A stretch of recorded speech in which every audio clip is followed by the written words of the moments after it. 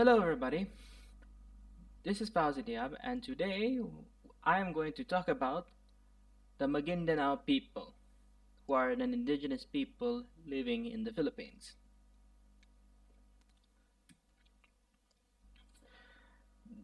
The, the tribe known as the Maguindanao are located in southern Mindanao,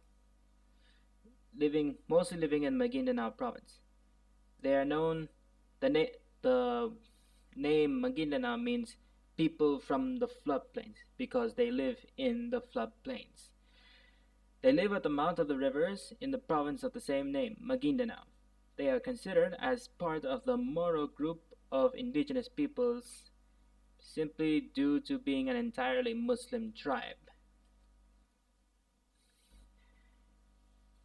In the 16th century, a preacher from Malacca named Sharif Muhammad Kabungsuan introduced his Islamic faith into Mindanao. He settled down, got married, and founded a sultanate of his own, the Sultanate of Maguindanao. During the same time as the Spanish were colonizing the Philippines, the Maguindanao tribe resisted the Spaniards several times over the centuries, even as late until the late 19th century. Most famously, one of the sultans, who goes by the name of Sultan Kudarat, fought off the Spaniards several times during the 17th century. This explains why the Spaniards never had totally conquered Mindanao, unlike Visayas and Luzon. As you can see from the map, the areas in red are all Spanish controlled. The Spaniards controlled mostly the coastline of Mindanao, but they never controlled the interior. Never. After the In 1898, the Spanish-American War happened, and during that time, Spain got defeated. During the peace treaty, the Spaniards gave away the Philippines to the United States. When the Americans took control of the Philippines in 1898, they began to fight the Moros, including the Maguindanaoans, in order to finish the goal of controlling the whole archipelago.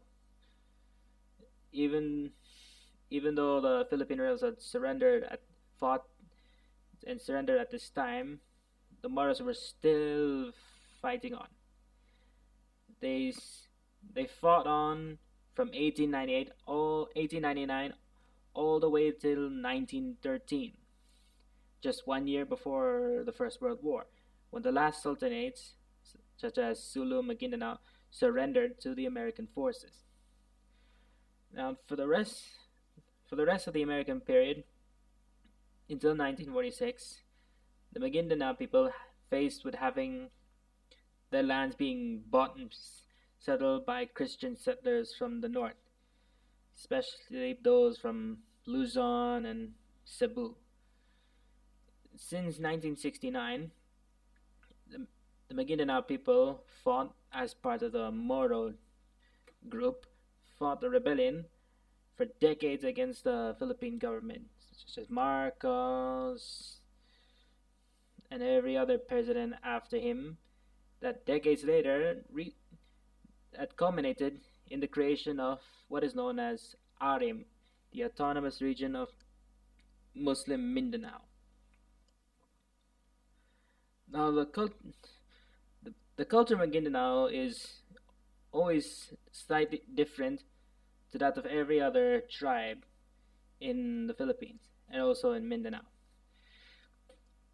One similarity they have in Mindanao is that the entire Maguindanao tribe adheres to Sunni Islam. That's why you see in the picture many of the women here wear the headscarves. They also have their own language. It's called Maguindanao. It's From an outsider's perspective, it looks almost similar to Tagalog. You wouldn't even know the difference in text and verbal speech. If someone from Maguindanao were to talk to me in their language, I would have think they're talking with either in that I would think they were either talking in Tagalog or Bisaya or Cebuano. The Maguindanao music is based around a genre called kulitang. Kulintang.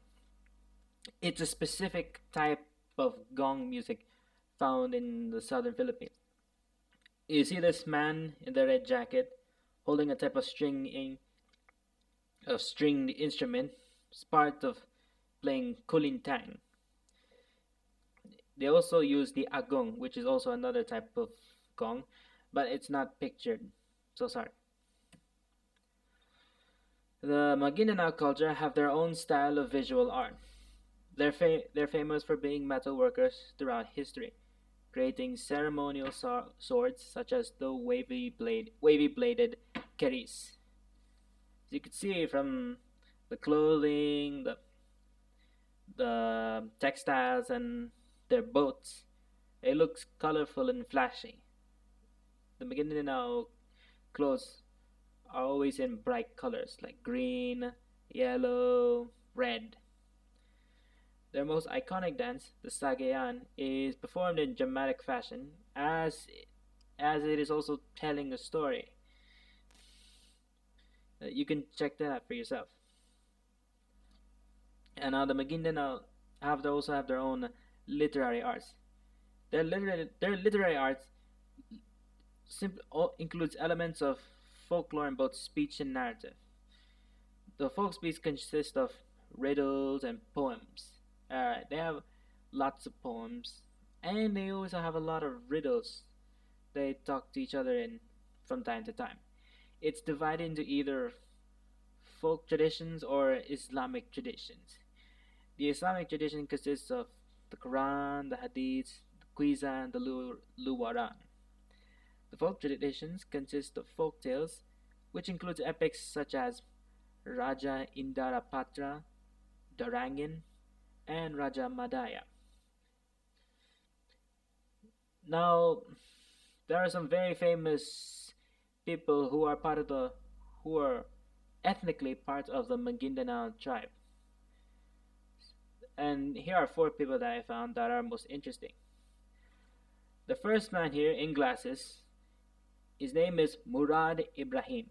He was the first and is the current chief minister of the Bangsamoro Autonomous Region of in Muslim Mindanao or Arim. The guy here, to the right, in military uniform, his name is Salipada Pendatun. He's the first Filipino Muslim to be both a lawyer, a military officer, and a politician. So he also has a barangay named after him in Maguindanao.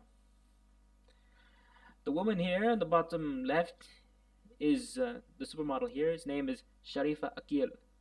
She's a model, obviously, and the winner of two competitions, the Mutia Nag Pilipinas 2018 and the winner of Miss Asia Pacific International 2018. So she's very noticeable. And the man here, his name is M. Sail Mangudadatu.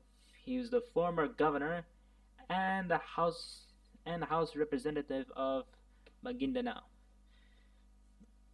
Fun fact, these two people together are currently married.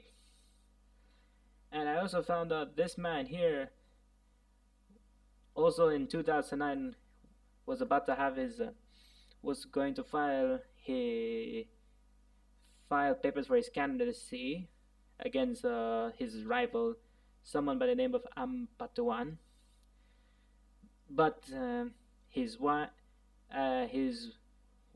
some of his family members, including his wife and an entourage of press, onlookers, were on their way to file his election candidacy, but they were stopped and gunned down by armed gunmen.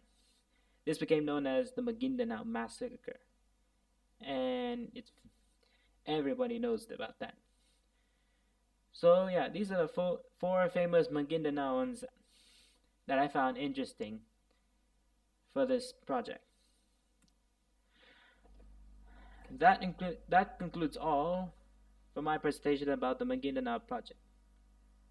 Goodbye.